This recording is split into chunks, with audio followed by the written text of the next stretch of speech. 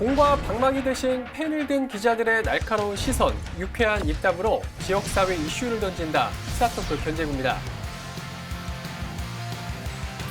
사기 세종시정이 출범한 지도 어느덧 한 2달이 지났습니다. 두 분이 느끼기에는 뭐 이전과 좀 많이 달라진 점이 좀 어떤 거라고 보세요? 달라졌다라는 표현에 앞서서 세종시가 10년이 됐잖아요. 출범한 지. 그래서 허허벌판이 도시에 이것저것 건축물부터 해서 하드웨어적인 것들이 많이 들어섰잖아요. 네. 이제 거기에서 이제 시민들이 하드웨어는 많이 구축이 됐는데 뭔가 소프트웨어적인 부분에서 누리고 먹고 즐길 수 있는 것들이 많이 부족하다라는 부분, 그런 부분들에 대한 갈증들이 계속 분출이 되다 보니까 민선사기에서도 그것에 포커스를 맞춰서 그 부분을 어떻게 강화할 것인가에 대한 여러 가지 어떤 대안들이라든가 정책들을 내놓고 있는 모습이 이제 변화의 흐름이다. 저는 이렇게 느껴지고 있습니다. 땡.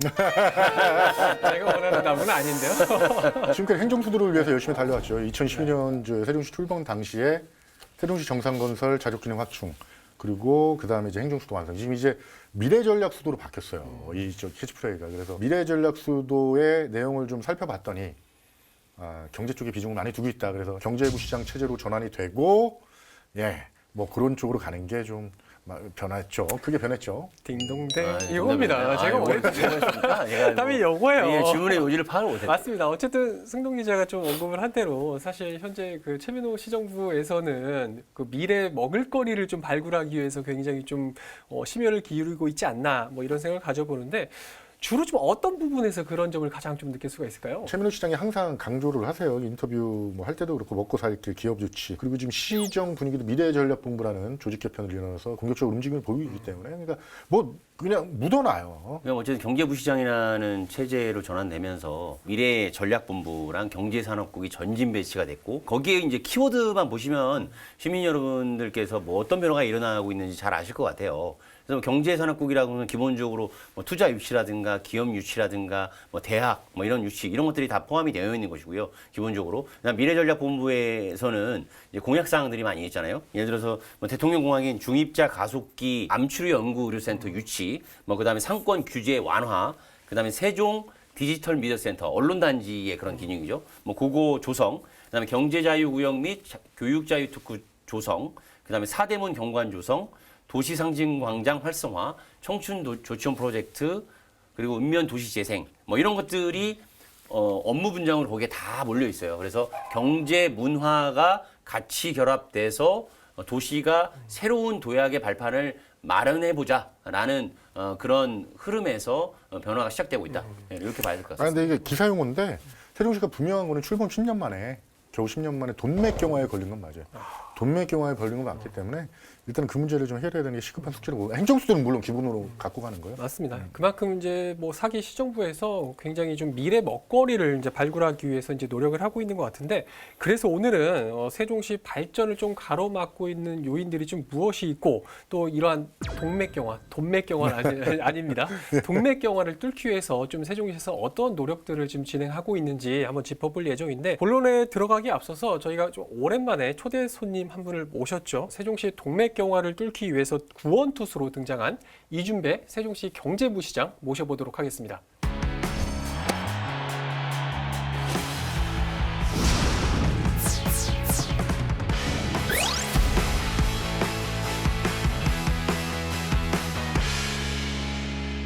이준배 세종시 경제부시장님 모셨습니다. 안녕하세요. 네, 반갑습니다. 세종특별자치시 경제부시장 이준배입니다. SKB 견제구에 초대해 주셔서 너무 고맙습니다. 견제구 초대 손님 뒷조사 전문 기자죠. 이태 기자 어떤 분이십니까? 저 오늘 좀 진중하게 좀 소개를 해도 괜찮을까요? 네, 그럼요. 이렇게 가보겠습니다. 때는 서울올림픽이 열리던 1988년 20살 약관의 나이에 청혼의 꿈을 키우던 인물이 있었으니 바로 이준배 기자. 이거 신봉인데?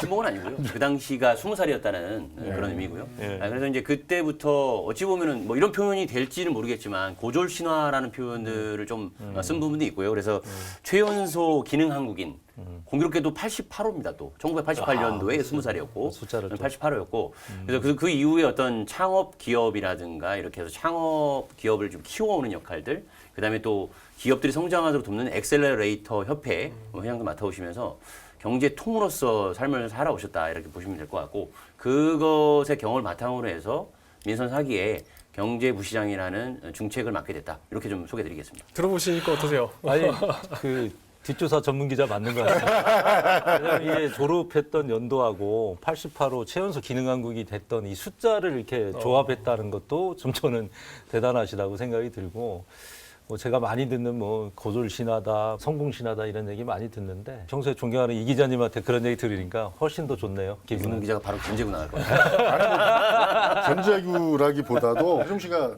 좀 이렇게 위험한 상태죠. 재정 여건이. 예. 그 와중에 예. 최민희 시정부의 핵심 리더, 네. 민선 4기 시정부의 핵심 리더로 표현하고 싶고요. 해결해야 될 문제가 많아요. 재정팀에 따른 법 개정 문제도 있고 네. 대국회, 네. 대정부, 네. 대경제계 네. 활동을 네. 충실히 해야 되는 역할을 하셨습니다. 저는 이 문제를 해결했을 때 네. 평가하겠습니다. 사실 지난 시정부에서도 경제부 시장에서 다시 또 정무부 시장으로 또 이번 시정부 들어서 다시 경제부 시장 체제로 좀 전환되는 이런 과정들이 좀 있었는데 어떤 좀 의미를 갖고 있습니까? 사실은 정무라고 하는 직을 수행하기 위해서 부시장 제도를 가장 많이 활용하잖아요. 과거에는 이제 그렇게 많이 중요하게 생각을 했던 이 영역이 최근에 현실적인 문제에 상당히 많은 이제 그 시민들의 요구도 있고 또 시민들께서 세종의 미래에 대해서 걱정도 많이 하시거든요. 그러다 보니까 정무라는 직, 그러니까 본인의 어떤 시장, 선출직 시장으로서의 본인의 어떤 정치적인 그 역할을 같이 해줄 수 있는 파트너가 필요한 게 아니라 시민들의 삶을 해결해 줄 수 있는 파트너가 더 중요하다라고 이제 자기를 뒤로 하신 거죠. 당신은 어떻게 보면. 그럼 앞으로 좀 주로 어떤 업무를 이렇게 많이 챙기시게 될까요? 제가 결과적으로 하는 일은 이제 결국은 경제적인 그렇죠. 부분이겠죠. 그래서 경제산업국, 그러니까 현재와 그리고 과거부터 해왔던 일들 이런 것들을 좀 더 집중해서 들여다봐야 되고 또 미래전략본부라고 하는 이제 지금 현재 시점에서 2030년 이후의 세종의 미래를 어떻게 해야 될지에 대한 큰 틀의 마스터 플랜을 좀 짜는 일 이런 것들이 이제 저희 경제팀들이 해야 될 일이고요. 거기에 이제 제가 해야 될 역할들은 그들이 그런 역할을 잘 할 수 있도록 계속 관심을 갖고 또 시내에서도 의사결정권자이신 우리 시장님께서 이 팀들이 정말 중요한 일을 하고 있다라고 하는 자부심이나 그런 어떤 사명감을 책임감을 가질 수 있도록 좀 그 지도력을 조금 우리 쪽에 좀 집중하실 수 있도록 하는 역할도 또 제가 해야죠. 네. 그래서 오늘 저희가 부시장님을 바로 모시게 됐습니다. 오늘 대화 주제가 세종시 발전을 좀 가로막는 이런 동맥경화를 뚫자 뭐 이런 주제를 좀 가지고 저희가 이야기를 나눠보려고 하는데 오늘 뭐 시민들이 좀 궁금해하실 만한 그런 사안들 좋습니다. 적극적으로 말씀해 주시겠죠? 예, 그래야죠. 네, 그럼 지금부터 세종시 발전을 가로막는 요소들은 무엇이 있고 또 세종시에서 이것을 풀기 위해서 어떤 보관들을 가지고 있는지 본격적으로 이야기 나눠보도록 하겠습니다. 지금 말씀하신 게 부동산 신양 분위기나 무주택자들 뭐 이런 얘기시고 부시장님한테 말씀드리는 건 솔직해지자 시 입장에서도 10개 중에 중에 6개가 비어있다. 그리고 어떤 건축물은 통으로 완전히 0%. 교부세뿐만 아니라 다른 행정수도하고의 상대적 비교로 행안부를 설득한다든지 하는 것은 부족한 논리라는 거예요. 먼저 시민들의 또 가장 큰 관심사죠. 이제 부동산 분야부터 한번 이야기를 나눠보도록 할 텐데 사실 정부의 부동산 규제와 관련해서 세종시는 뭐 그동안 뭐 서울 뭐 비롯해서 수도권과 맞먹는 수준의 좀 규제 때문에 시민들이 굉장히 좀 불만을 많이 갖고 있는 상황 아니겠습니까? 네. 희택 기자, 좀 세종 시민들이 가장 좀 불만을 이야기하는 부분이 좀 어떤 부분인가요? 전국적으로 집값이 다 하락세이기 때문에 집을 가지고 있는 사람들은 다 불만이긴 한데 네. 지금 가장 중요한 거는 지난달에 정부에서 이제 부동산 규제 지역을 완화하는 정책을 세정부 들어서 처음 펼쳤는데 그렇죠. 거기에서 예를 들어서 인근에 대전 유성구 서구라든지 또는 뭐 대구의 수성구라든지 이쪽은 사실 같은 면적, 예를 들어 84제곱미터 같은 면적 봤을 때 주택가격이 한층 높거든요. 그럼에도 불구하고 거기는 완화가 됐어요. 네. 근데 세종시는 완화도 되지 않았고 그리고 전국에서 유일하게 서울시랑 동일한 규제 지역으로 묶여 있는 상태를 유지하게 된 거죠.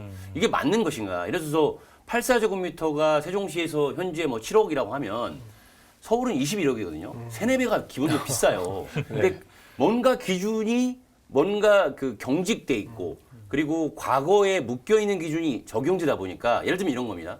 직전 2개월 평균 청약 경쟁률이 5대1 이하여지만 규제를 풀을 수 있다라는 조건인데 세종시에 절대 있을 수 없는 일이거든요. 세종시는 신도시고 새롭게 커나가는 도시고 전국구 도시로서 국가규정 발전 도시로서 키우는 도시인데 어떻게 5대1 경쟁이 나오겠습니까? 네, 그래서 맞아요. 좀 그런 좀 잘못된 그 규제의 조건을 풀어야 되는데 풀지 않고 있다 보니까 전체적으로 거래가 실종이 되고 최소한 자연적인 뭐 가격 상승이라든가 이런 것들을 이게 돼야 사람들이 계속 수도권에 가서 투자를 해서 돈을 버니까 수도권에만 눈을 돌리잖아요. 지방에도 눈을 돌릴 수 있는 도시가 있어야 되는 게 바로 그게 세종시였거든요. 이제 그런 부분에 있어서 정부가 너무 과도한 규제를 하고 있다. 그게 가장 큰 불만 같습니다. 전국구 청약이 가능한 구조다 보니까 사실 무주택 세종 시민들이 역차별을 받고 있다. 어떻게 보면 이런 이야기도 이제 비슷하게 들리는데 어떻게 보고 계십니까? 세종시에서는? 이택 기자가 정확하게 분석을 하셨고 또 그 안에는 또 솔루션까지 다 들어 있는 것 같아요. 삼중 규제로 우리가 집을 사기 위한 수요자들도 고통을 받고 있고 그렇죠. 또 실제 집을 갖고 있는 사람들도 거래가 잘 안 되다 보니까 재산권 행세가 잘 안 되고 있는 것도 사실이고 거기에다가 우리 지역을 서울하고 똑같이 전국 청약이라고 하는 이런 전국 청약에 옵션이 걸려 있는 지역이다 보니까 말씀하신 것처럼 청약률을 아무리 5대1 기준을 맞추려고 해도 맞출 수가 없어요. 네. 어쩔 때는 뭐 몇백 대 1, 몇천 대 1 이러니까.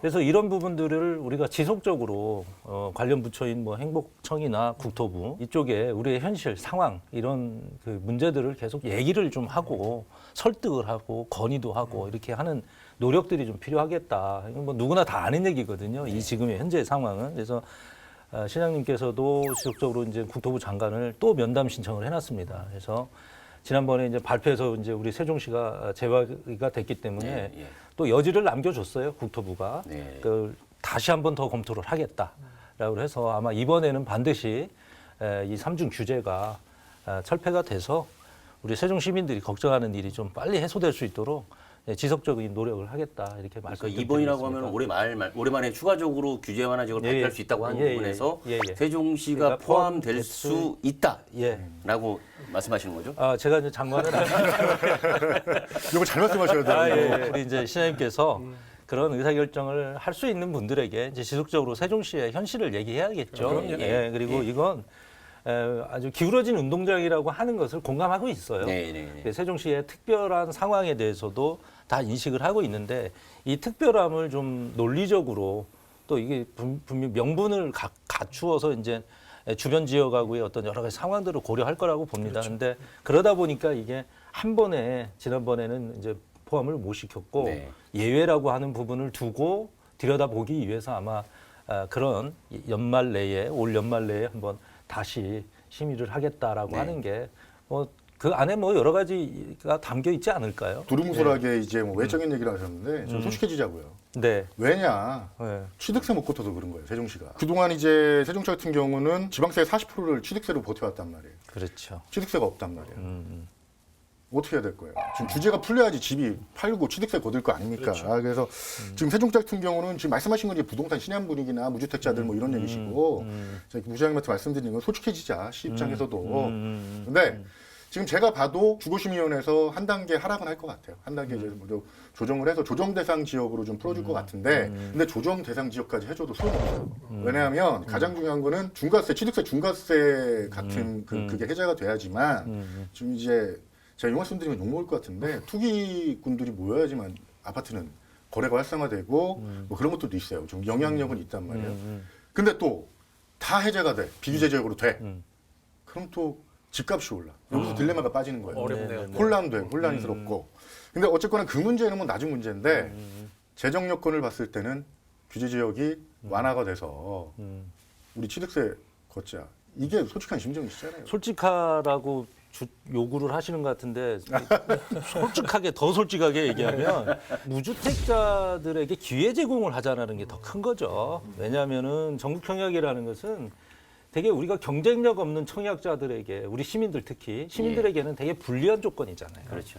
취득세나 세금이 더 이렇게 징수가 되는 것은 그냥 일종의 낙수 효과죠. 그렇죠. 예, 거래가 활성화되고 집을 많이 줘서 집을 사시고 이렇게 하는 우리 시민들이 거기에서 나오는 본인들이 내야 될 세금은 그건 뭐 억지로 걷는 세금은 아니잖아요. 그러니까 세금 많이 우리가 솔직하게 얘기해서 세금을 많이 걷기 위해서가 아니라 거기서부터 시작되는 지역 경제의 활성화가 사실 크기 때문에 그렇습니다. 그 영향이 다른 지역에 비해서. 그러니까 예를 들어 취등록세도 내고 그런 돈이 세수로 들어오는 것도 있지만 그런 돈을 우리가 갖고 있는 시민들이 많아지면 그렇죠. 이게 소비의 활성화도 있고 그러니까 그렇게 솔직하게 자꾸 이렇게 눈 뚫어지게 쳐다보면서 마치 그걸 유도하듯이 저한테 그러는데 아 근데 이제 저는 그건 아닌 거예요. 지금 당장의 목적은 그 지난 정부에서 시정부에서도 노골적으로 구토부에 그렇게 말씀을 하셨어요. 그게 잘못됐다는 거예요. 아, 그렇죠. 예, 네. 그게 근데 그거를 갖다가 실질적으로 그렇다 하더라도 그것이 아니라 우리가 항상 그랬잖아요. 좀 말을 우아하게 해야죠.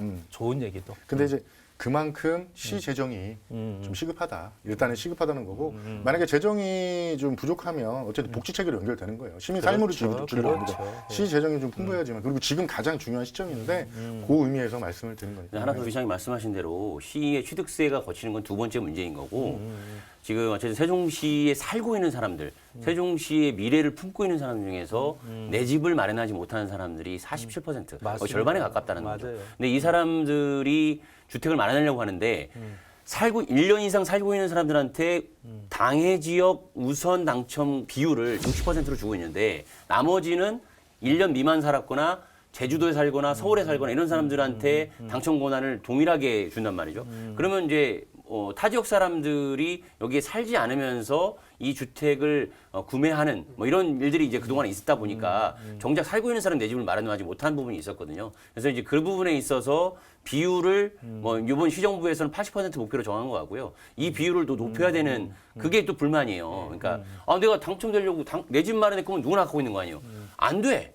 근데 더더군다나 금리가 오르다 보니까 대출을 받는 것도 되게 부담스럽고 대출을 받아가지고 지금 집값 떨어졌다고 덜썩 사기에는 무섭고 이런 상황이 되고 있는 거죠. 그래서 가장 중요한 포커스는 이 규제 완화의 포커스는 물론 거기에는 이런 사람 기대들이 있죠. 내 집 이 상승했으면 좋겠는데 자꾸 떨어져서 그렇다라는 것도 있지만 그거 어떤 그걸 떠나서 내 집 마련을 실현할 수 있고 그런 거래들이 좀 활발하게 자연스럽게 일어날 수 있는 구조는 최소한 세종시에 있어야 된다. 서울은 저는 더 묶여야 된다고 생각합니다. 예. 굉장히 의미 있는 말씀이신데요. 우리는 생태계에 대한 얘기를 하는 거예요. 부동산에 대한 생태계를 봤을 때 과연 우리 생태계는 건강한 생태계냐. 그러니까 취득세 문제라든지 아니면 무주택자, 우리 지금 전체 인구의 50%, 47.5%니까 정확하게 다 무주택자거든요. 근데 여러 가지 규제로 인해 갖고 대출도 막혀 있죠. 금리 인상에 따른 실질적인 수요에 본인이 갖고 있는 역량에 비해서는 이제는 집을 살 수 없는 그 환경이 지금 우리 세종시가 갖고 있는 환경이고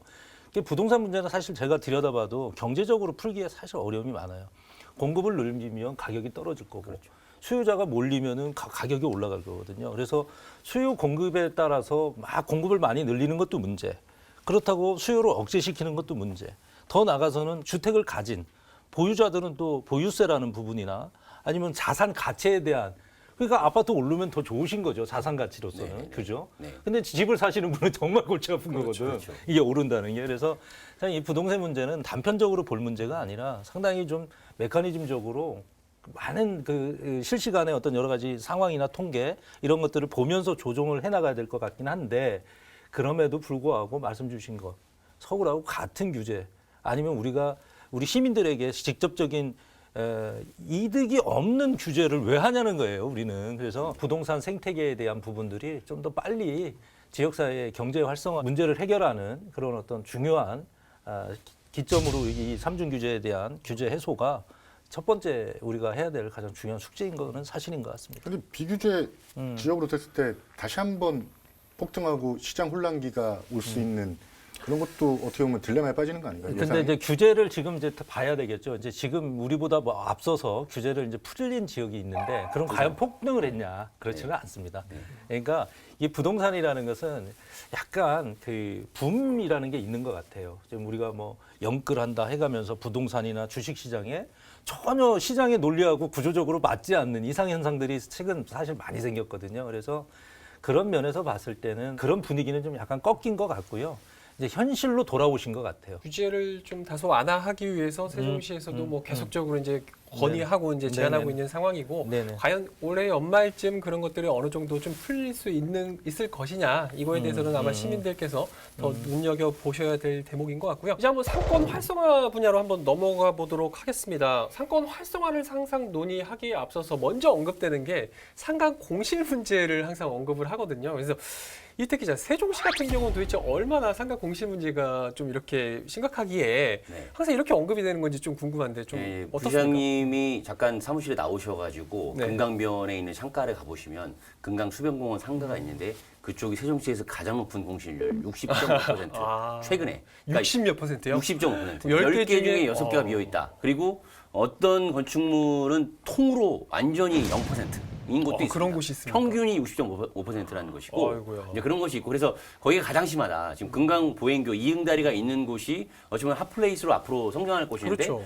이상하게 왜 금강수변공원이 공실률이 제일 높을까? 이제 그런 부분들은 이제 제가 얘기 나눌 것 같고요.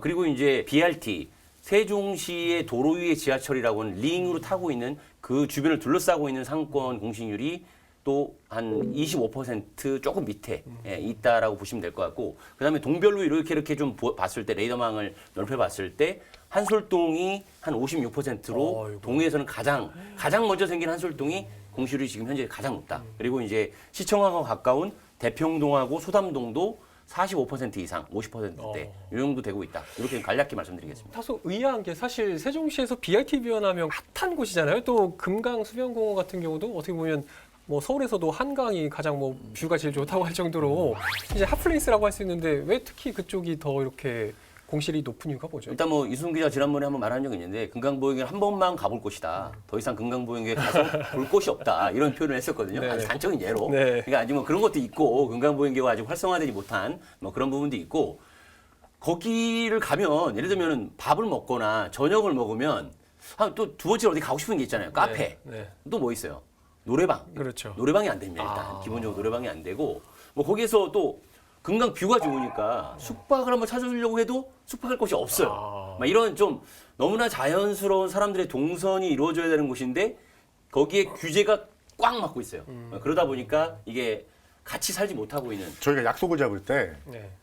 2차를 생각하고 잡아요. 가까운 곳으로 가야 그렇죠. 되니까. 1차만 하는 게 아니라 그렇죠. 근데 수변공원 같은 경우는 야 1차는 뭐 식사할 수 있어. 반주 한잔 할 수 있어. 야 2차 갈 데 없잖아. 나성동으로 가자. 뭐 이렇게 해버리는 거예요. 그래서 업종 규제에 대한 요 민원이 되게 많죠. 결론은 업종 규제인 것 같습니다, 부시장님. 세종시에서도 이 문제를 뭐 당연히 알고 있을 것 같고 최민호 시장께서도 뭐 후보 시절부터 이 문제를 굉장히 좀 언급을 많이 하셨던 걸로 알고 있는데 좀 주로 지금 세종시에서는 그럼 어떤 보관을 좀 갖고 있을까요? 현실에 대해서는 이제 두 기자님께서 잘 말씀을 하셨고요. 일단 수변상가하고 또 BRT 역세권 관련된 부분에 대한 문제는 사실은 그 규제 때문에 그렇습니다. 그러니까 과도한 업종에 대한 제한이 있는 거고요. 네.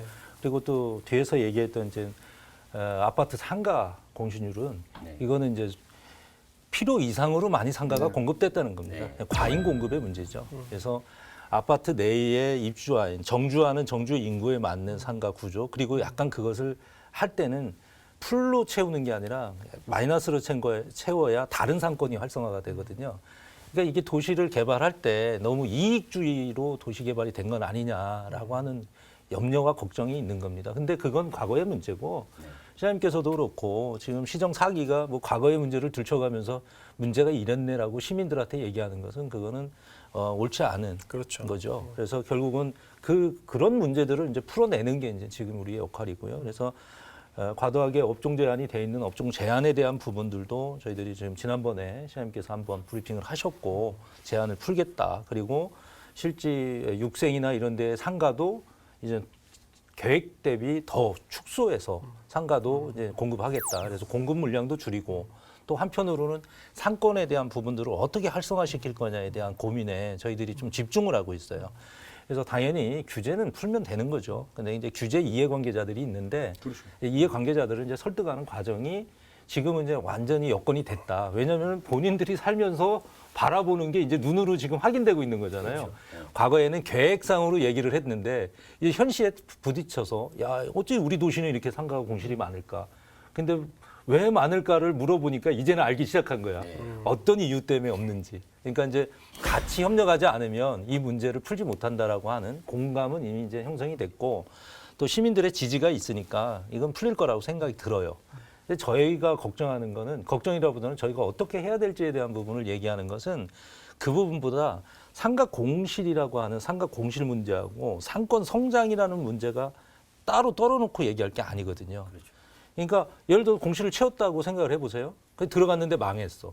아유, 안 되죠. 그럼 그거는 채운 게 아니거든요. 네. 그럼요. 그래서 공실과 성장이 선순환되는 환경 구조를 만들어내야 된다. 그러려면 상권을 성장시키는 게 우선이다. 그러니까 규제를 풀고 하는 거는 그거는 하더라도 상권을 활성화하기 위해서 어떤 노력을 해야 될까의 첫 번째가 아까 전면 공지 같은 것들도 그 예죠. 예. 근데 저희가 유럽에 가보면 너무 멋지잖아요. 노천 칸페라든지 이런 것들이.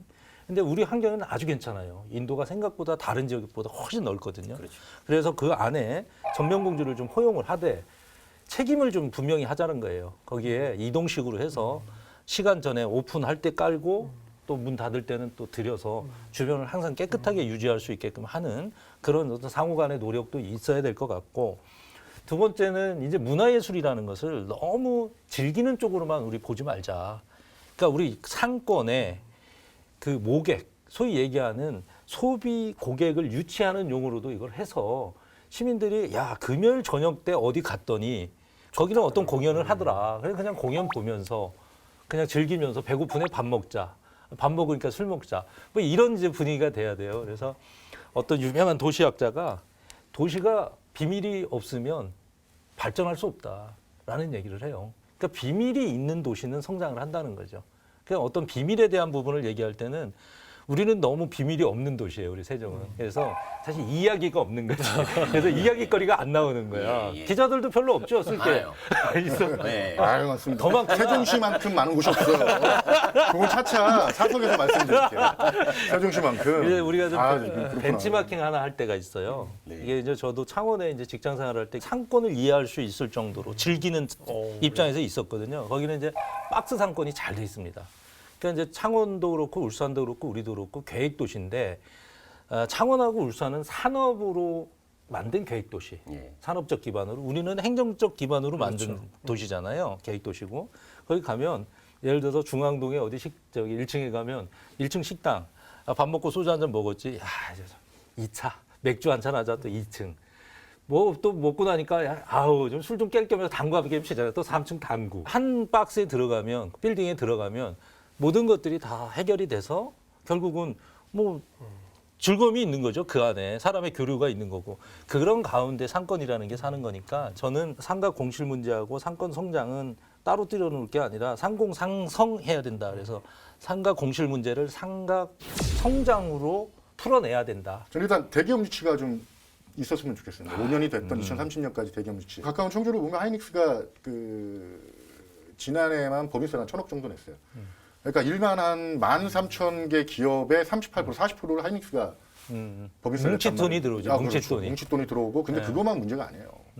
그 주변 보세요. 상권 활성화. 공무원들이 술을 먹고 밥을 먹는 데가 한계가 있고 일단 고액 연봉자들이 와서 상권에서 그리고 뭐 수변공간만 살 수 있는 것도 아니고 나성동만 살 수 있는 건 아니에요. 그렇죠. 그분들이 집 앞에서 한솔동에서도 쓰고 나성동에서 쓰고 도동동에서 쓰고 고운동에서 쓰고 이렇게 해야지 진정한 상권 활성화 되지. 그래야지 소상공인이 또 세금도 많이 내고 세종시정부가 건전성을 확보할 수 있고 맞아요. 선순환 구조가 되는 건데 그게 이제 유시장님의 어떤 항상 마음 아픈 게 뭐냐면 좀 나성동이나 이런 쪽 가면 좀 덜해요. 그렇죠. 근데 수변상가 쪽 가서 식사를 하러 가면 엘리베이터를 딱 탈 때 그 우리 그 상가에 대한 안내판이 있거든. 네. 그 안내판에 세 가지가 아. 있어.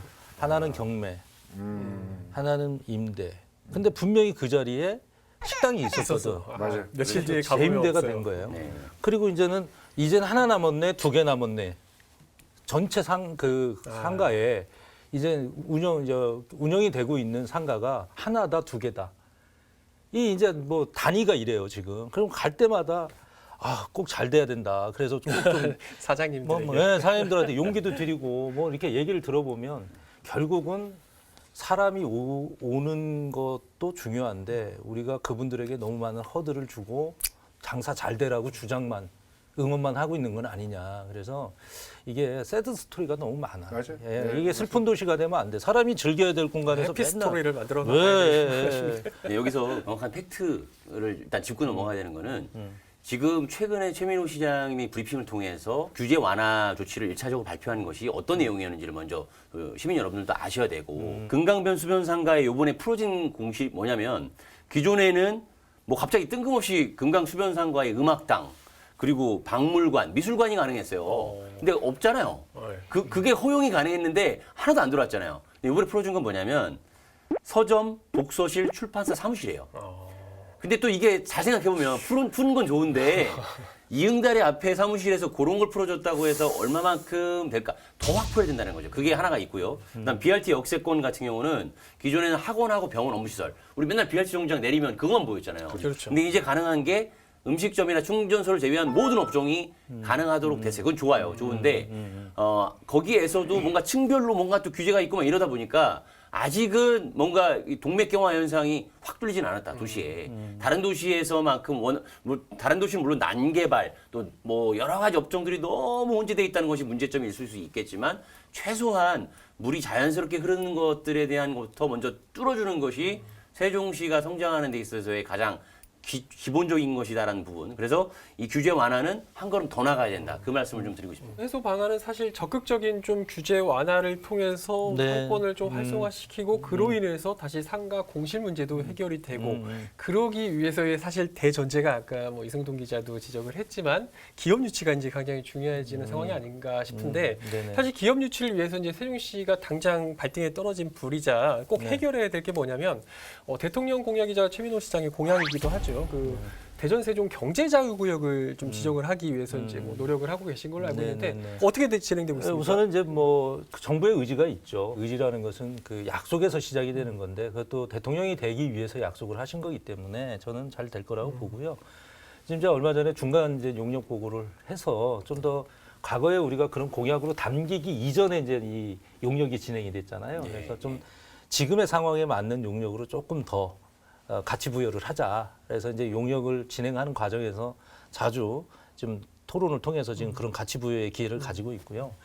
우선은 뭐 경제자유 특구뿐만 아니라 이제 우리가 삼특이라고 하는 부동산 아까 규제도 얘기했는데 네, 네, 네. 이제 거꾸로 해서 기회를 얘기하는 특이 있어요. 삼특이. 그래서 우리 이제 경제자유 특구, 네. 그리고 교육 특구, 그렇죠. 그리고 기회자유 특구. 기회자유 특구. 예, 이런 이제 이 두 가지는 이제 대통령 지역균형 발전에서 이제 나온 얘기고 교육하고 기회는 그리고 이제 경제자유구역은 이제 이전 이미 정부부터 다른 시도는 다 하고 있는데 우리만 늦은 거예요, 사실은. 그래서 그 얼마나 궁여지책으로 했겠어요. 진짜 이거 안 하면 우리 큰일 났다라고 하니까 그것도 혼자 못하고 대전하고 지금 손붙들고 하는 거 아닙니까?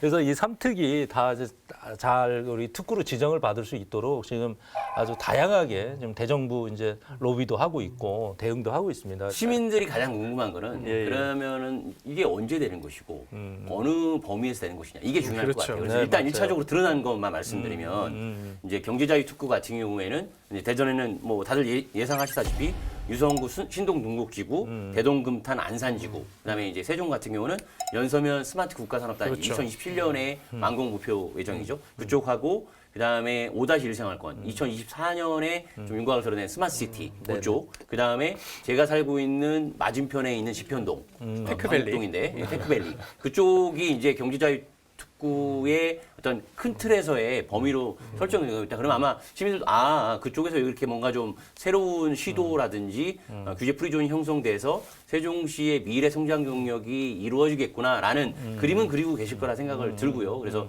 그 부분하고 교육자유 특구는 과연 어디로 갈 것이냐. 예를 들면은 지금 공동 캠퍼스가 있는 그쪽이 되지 않겠냐. 뭐 이런 이제 예상들을 좀 하고 있는데 아마 부시장님도 뭐 여러 가지 뭐 생각들이 있으실 것 같고 뭐 그런 부분에서 이런 막연한 어떤 생각들이 조금 더 현실화될 시점 그리고 이 범위 이런 부분들에 대한 얘기들에서 조금 더 나아갈 수 있는 부분으로 오늘 방송에서 시원하게 한번 말씀해 주시죠. 요전에 제가 드릴 말씀이 있는데 요거까지 합쳐서 답변을 해주세요. 합쳐서. 삼특을 말씀하셨는데 저는 사특으로 하고 싶어요. 또 있어요? 사특이냐면 네. 대전하고 달라요, 우리는. 다르죠. 세종이라면 국책 사업을 이루어주기 때문에 정부가 지원해줘야 돼요. 재정특례, 사특. 재정특례. 재정특례로 가서 우리 종잣돈이 있어야지 뭐 할 거 아니야 하더라도 그래서 재정특례라 하면 지금 뭐 여기서 정무적 역할이 좀 필요하신 건데 저희가 지금 내국세 19.24%에서 0.08% 받아요. 세종시가. 그러니까 정말 적어. 근데 제주도 같은 경우는 3% 정률제로 해가지고 1조 2천억 받아요. 세종시 충분히 받을 수 있단 말이에요. 근데 이 문제에 대해서 진중하게 논의한 곳이 없어요. 그리고 국회의원들이 좀 해주셔야 되는데 입법에 관해서 해주셔야 되는데 좀 미흡한 것도 있고 최민수 정부가 어떤 방향으로 갈지 모르겠지만 우리가 재정 특례를 받을 수 있는 부분들은 받아오자. 그거는 분명히 챙겨야 된다. 교부세, 차등부주율, 정률제 가져와야 된다. 어쨌든 3특구에 재정 사특. 특례까지 4특이 나왔습니다. 시원하게 답변 3 좀 플러스 해주시죠. 1, 3 플러스 1 해가지고 재정 특례는 그 인프로부 그러니까 개선해야 될 부분인 거예요. 그러니까 제가 이제 특례 3특을 얘기한 건 앞으로 해야 될 일들을 얘기한 거고 행재정 특례는 사실 상당히 우리가 애초에 특별시를 설계하고 행재정에 대한 부분들을 결정을 할 때 상당히 불리한 조건들을 우리가 좀 미처 맞습니다. 챙기지 못한 부분들이 많아요. 그러니까 뭐 비근한 예로 이제 교부세 얘기가 요즘 최근에 많은데 저희가 이제 뭐 기초행정이라든지 광역행정이라든지 이런 단층 구조의 행정을 한다고 생각들 하시잖아요. 다들 그렇게 알고 계실 거예요. 근데 사실은 시장님이나 저희 입장에서는 단층 구조다라고 하는 것을 이렇게 쉽게 그렇다라고 대답하지는 않습니다. 왜냐하면 저희가 하는 세종시의 행정은 16개 시도하고는 전혀 다른 그리고 특별자치시라고 하는 제주나 아니면 서울이나 그런 데하고는 전혀 다른 행정을 하는 거예요. 이 행정은 제3의 행정을 하는 겁니다. 제3의 행정. 제3의 행정을 하는 도시이기 때문에 제3의 행정을 하는 도시답게 우리가 필요한 것들을 받아와야 되는데 가만히 들여다봤더니 받을 것도 제대로 못 받고 있더라는 거예요. 그렇죠. 그래서 교부세 중에도 우리가 기초행정이라는 거 한단 말이에요. 그럼 기초사무라는 게 있는데 기초사무에 맞게끔 뭐 예를 들어 아동수당을 하면 그건 우리가 국가에서 돈을 받는 거란 말이에요. 국가의 사무를 대신하는 거란 말이에요. 그러면 그렇죠. 쭉 그런 게 뭐 상당히 많은데 그중에 몇 개만 우리가 돈을 받고 있다. 그럼 우리가 사실 기초사무에 대해서 제대로 정리를 안 하고 그것을 교부세로 반영이 되게끔 요구하지 못한 문제가 있는 거죠, 거기서. 그래서 지금 말씀드린 것처럼 교부세뿐만 아니라 다른 행정수도하고의 상대적 비교로 행안부를 설득한다든지 하는 것은 부족한 논리라는 거예요. 그래서 지금 논리 개발을 따로 하고 있습니다. 그래서 교부세뿐만 아니라 이거 제3의 행정을 하는 세종특별자치시답게 제3의 행정에 맞는 그 말씀하신 행재정 특례를 우리가 요구를 해야 되고 그것이 설득이 돼야 되는 거예요. 그 누가 설득이 되냐? 행안부 설득이 되는 게 아니라 국회도 전체 16개 타시도 그렇죠. 타시도가 그렇죠. 합의가 배분, 되는 배분 형평성 그럴 때 배분이니까. 배분이 때문에 네. 그래서 이런 것들을 단순히 정치적 논리, 정무적인 감각으로 해결할 수 있는 거는 분명히 있겠지만은 이건 기술적인 부분이 더 중요하다. 그래서 요거를 저희가 내부에 교부세를 잘 이해하고 있는 전략 자산들을 좀 찾아서 네. 그 공무원들을 통해서 교부세에 대한 연구를 저희들이 지금 하고 있어요. 그래서 그거를 뭐 예산과나 이런 쪽이 아니라 아예 기조실에다 넣어갖고 네. 기조실에서 지금 그걸 하고 있습니다. 그리고 새로 우리 행정부 시장이 오셨잖아요. 예. 이분이 또 지금 이 미션을 시장님한테 직접 자 우리 저 고 행정부시사님 우리 세종시에 이 문제는 해결해 주시오라고 했던 것 이게 지금 우리 기자님이 얘기하신 거예요. 그래서 그거는 이제 저희가 기술적으로도 풀고 행정적으로도 풀고 이렇게 뭘 풀어서 저희들 제3의 행정에 맞는 그런 어떤 권리를 좀 찾아오는데 집중하겠습니다. 재정 부분에 있어서 뭔가 누락 부분에 대해서 잘 아는 공직자들이 연구를 하기 시작했다고 했잖아요. 그런 분들이 연기군 시절부터 계시거든요, 사실은. 근데 그분들이 추산을 해보니까 정부에서 세종시로 내려보내야 될 교부세의 누락분이 지금 한 세종시 출범 이후에 1조 원 가까이 된다. 엄밀히 얘기하면, 엄밀한 기준으로 따져보면 1조 원이라는 엄청난 돈이잖아요. 근데 이제 그 부분에 있어서 행안부랑 제가 이제 직접 취재를 해서 통화를 해보면 그런 부분에 누락이 있다라는 걸 인정을 해요. 하지만 아까 말씀하셨더니 16개 시도가 같이 걸려있기 때문에 이걸 어디서부터 건드려야 될지 모르겠다라고 하는 그런 입장이었거든요. 그래서 아까 말씀하셨듯이 새로 오신 행정부 시장님이 행안부에서 오셨기 때문에 또 행안부 공직자들이 또 세종시에 많이 계시잖아요. 그분들이 뭔가 민선사 하기위해서 새로운 성과를 한번 내주셨으면 하는 좀 바람이 있습니다. 세종시 발전을 가로막고 있는 동맥경화를 뚫는다. 뭐 이 주제로 좀 이야기 나누고 있는데 마지막으로 좀 관광, 문화 분야까지 한번 짧게 언급을 해보도록 할 텐데 사실 민선 4기의 좀 핵심 과제죠. 비단강 금빛 프로젝트 이름이 상당히 좀 멋있습니다. 핵심은 뭔가요, 그러면? 결국은 문화가 돈이 돼야 된다라는 거죠. 문화는 즐길거리나 그 어떤 문화에 대한 부분들은 이제는 좀 달리 접근을 해야 되는 부분이 있어서 문화를 좀 돈이 되는 문화로 만들고 그런 문화 예술에 대한 부분들을 좀 더 자족 기능에서의 중요한 역할로 수단으로 작용하게 좀 하는 게 이제 가장 중요할 거라고 보고요. 특히나 우리가 갖고 있는 자원이 굉장히 좋거든요. 굉장히 좋습니다. 예, 상상 이상으로 좋아요. 저도 인수위 부위원장 시절에 점심을 먹으려고 이렇게 잠깐 나가서 그 도심을 걷다 보면 내가 지금 해외 출장 나와 있나?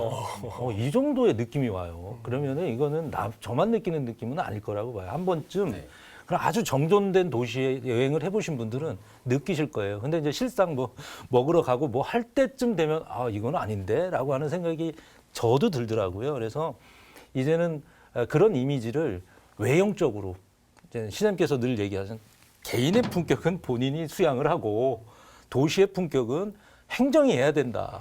그래서 그런 연장선상에서 우리 지역의 문화상품이나 예술 이런 것들을 발굴하는 건 중요하다 생각이 듭니다. 그래서 가장 핵심이 우리는 강을 갖고 있잖아요.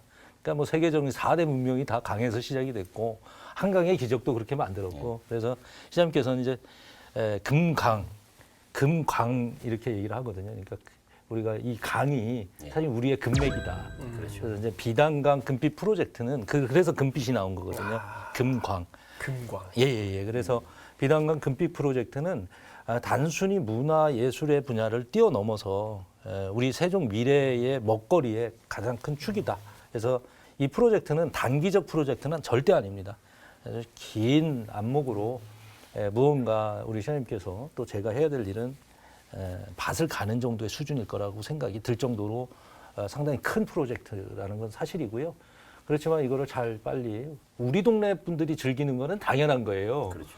외지의 분들이 와서 즐기게 만들어야 돈이 되는 거고 그 돈이 결국은 우리 시민들한테 모든 시설을 공짜로 쓸 수 있는 기회 제공이 되는 거거든. 그러니까 그런 측면에서 좀 보시면 될 것 같습니다. 서울이 그 최근에 오세훈 시장이 싱가포르에 가서 예. 그 현지에서 한강 그레이트 선셋 프로젝트를 또 발표했어요. 비슷해요. 한강과 금강. 그리고 서울은 상징 경제 수도, 세종시는 행정 수도, 뭐 그래도 진짜 수도, 뭐 이렇게 가려고 하는 부분에서의 어떤 같은 의미고 중장기 프로젝트고 그리고 거기에 등장하는 예시가 대관람차. 가 있고요. 뭐 그리고 이제 거기에서 뭐 한강에도 여러 가지 다양한 그 위락 시설부터 해서 사람들이 즐길 거리, 먹거리들을 더 풍성하게 해서 다시 한번 한강의 기적을 더 일으키겠다 이런 느낌이에요. 이런 느낌인데 금강 프로젝트도 마찬가지입니다. 그래서 합강이라고 하는 좋은 공간부터 해서 쭉 금강, 세종시를 걸쳐 있는 금강 물줄기 그리고 이응다리 세종보 쭉 이어지는 그렇죠. 이 공간이 지금 현재는 그냥 물이 지나고 가고 그렇죠. 있는 과거에는 소금배가 지나갔던 공간이었거든요. 물류의 그걸로 어떤 돈 버는 사람들 예. 많다고 그러는데. 그러니까요. 그러니까 그것도 어쨌든 경제적인 부분인 거거든요. 그래서 이 물을 좀 더 살려보자라는 부분에 있어서 물론 그냥 있는 그대로 보존하자고 하는 그런 의견도 있지만 지금 현재적으로 봤을 때 시민들도 좀 뭔가 도시에 활력을 줄 수 있는 금강의 모습이 새롭게 좀 탈바꿈이 되고 또 인간 친화적인 그러한 시설들이 많이 들어섰으면 좋겠다. 사계절별로 뭔가 즐길 수 있고 사람들이 올 수 있고 하는 그런 공간이 되면 자연스럽게 금강 수변공원의 공실률 60%도 점점 내려올 수도 있고 연계가 되네요. 이렇게 된다고 생각하고 그 무한 잠재력이 있는 중앙녹지공간 중앙공원, 국립세종수목원, 국회세종의사당 입지, 호수공원, 대통령기록관까지의 그런 모든 입지들이 같이 살 수 있는 어떤 거대한 진짜 프로젝트다. 그 물결이 이제 시작됐다. 근데 거기에 어떤 내용을 담느냐가 이제 부시장님에게 주어진 짐이라고 할 수 있겠죠. 여기도 또 삼특이 있어요. 여기도. 또 여기도 삼특이 예, 나옵니까? 여기 삼특이 또 네. 나옵니다. 저희가 갖고 있는 자원 중에 이제 그 세 개의 투어 코스가 있어요. 투어 존이 하나는 레일 투어. 내일이요. 레일 투어. 레일, 예. 기차. 경부선.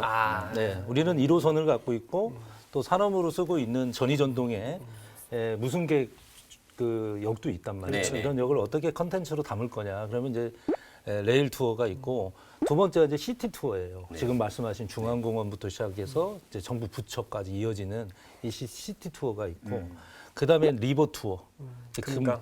금강 투어가 있어요. 비단강 투어가. 이 지역이 이제 삼특이죠. 이거를 잘 살려서 연계성을 가지면은 사실 우리한테는 상당히 큰 컨텐츠가 되는 거죠.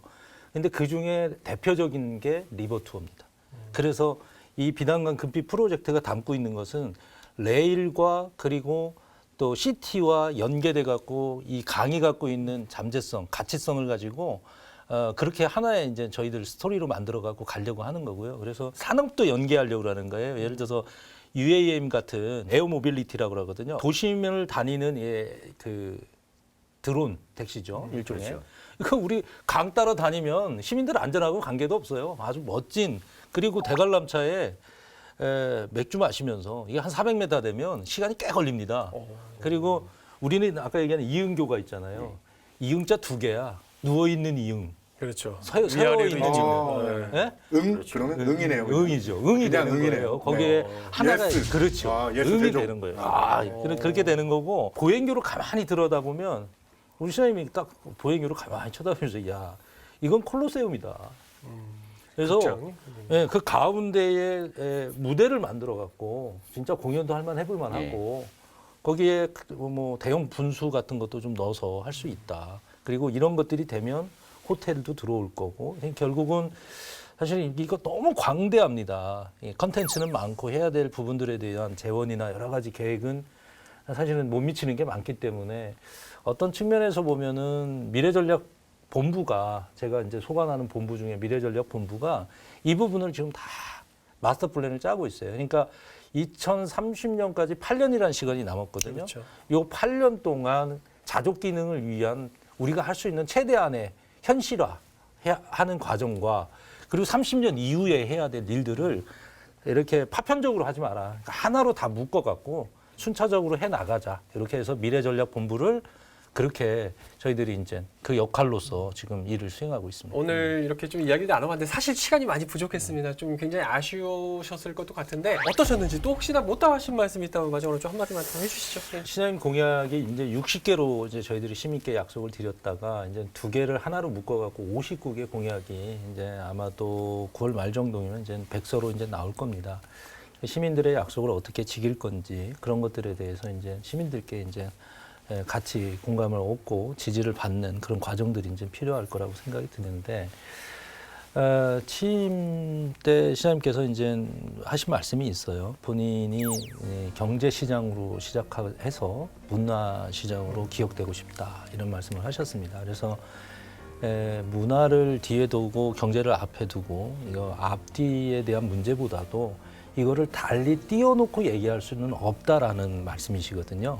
그래서 저희 그 59개 공약도 파편화된 공약이 아니라 다 연결되어 있는 공약입니다. 그래서 시민들께 이런 공약들이 순차적으로 차근히 정리가 되면 눈으로 확인하면서 또 몸으로 체험하시면서 그것이 어떠한 경제적 유발 효과를 가지고 와서 시민들께 또 다른 선물로 작용을 할지 이득으로 작용을 할지 좀 더 시간을 주시고 좀 기대해 주시면은 시장님 잘 모시고 저희가 유능한 공무원들과 함께 세종을 정말 특별한 도시로 그래서 자족 기능을 통해서 그 풍요로운 삶을 누리게 저희들이 하고 또 아까 말씀드렸던 다양한 그런 문화예술을 통해 갖고 품격 있는 세종을 만드는데 뭐 제가 맡은 역할과 그 역할 이상의 것을 좀 하도록 하겠습니다. 제가 가장 많이 잘 쓰는 얘기인데 네.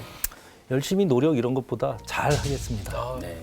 정말 특별한 도시 세종시 좀 만들어 주실 것을 기대하면서 네. 앞으로 정말 잘 하시기를 바라겠습니다. 오늘 나와주셔서 정말 고맙습니다. 예, 불러주셔서 고맙습니다. 네. 아유, 감사합니다. 네. 네, 사람이 동맥경화에 걸리면 뇌졸중이나 뇌출혈로 이어져서 생명이 위험할 수도 있습니다. 한 도시도 역시 마찬가지인데요. 도시 발전을 가로막는 요소들이 무엇인지 잘 파악하고 이것을 제거하려는 노력이 중요한 이유입니다. 시정 4기 세종시에선 동맥경화를 뚫기 위해 어떤 행보를 이어갈지 관심 갖고 지켜보시기 바랍니다. 이상으로 시사토크 견제구 마칩니다. 시청해주신 여러분 고맙습니다.